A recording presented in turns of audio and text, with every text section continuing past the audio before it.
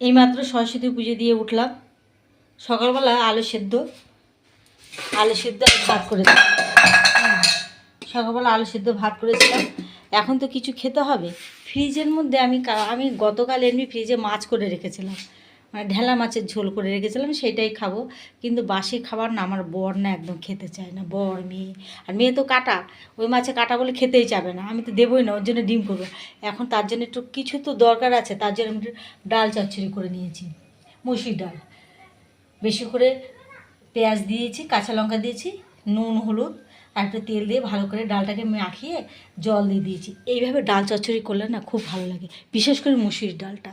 মুসুর ডালের চচ্চড়ি খুব ভালো লাগে। এইটা দিয়ে দুপুরবেলা ভাত খেয়ে নেব। আর মেয়ে তো স্কুলে গেছে, মেয়েকে আনতে গেছে বড়মশাই। একা মানুষ হলে যা হয়, মানে সব দিকে সামলে সবসময় সব কিছু করা যায় না। আর আমাদের বাড়ির উঠানটা তো অনেক বড়। এই দেখুন, এই যে এটা হচ্ছে আমার রান্নাঘরের পাশ। হ্যাঁ, এই যে রান্নাঘরের পাশ আরও ওদিক দিয়ে আছে, মানে এল প্যাটার্নের উঠান। তো সকালবেলা উঠতে তো ঝাড় দেওয়ার ব্যাপার থাকে, তো এইসব করে টোরে নিয়ে খুব বেলা হয়ে যায়। এই দেখুন, এই যে দেখতে পাচ্ছেন,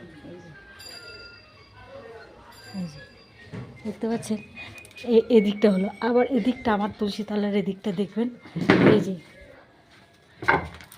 এইসব করে তারপরে আমার তো সমস্ত কাজ নিজে একাই করি। এই যে তুলসী তলাটা, এই যে দেখেছেন, এই পুরো কমপ্লিট করতে হয় আমার, দেখেছেন, পুরো কমপ্লিট করে নিয়ে তারপরে সমস্ত কাজ করতে হয়। তাহলে কী করবো?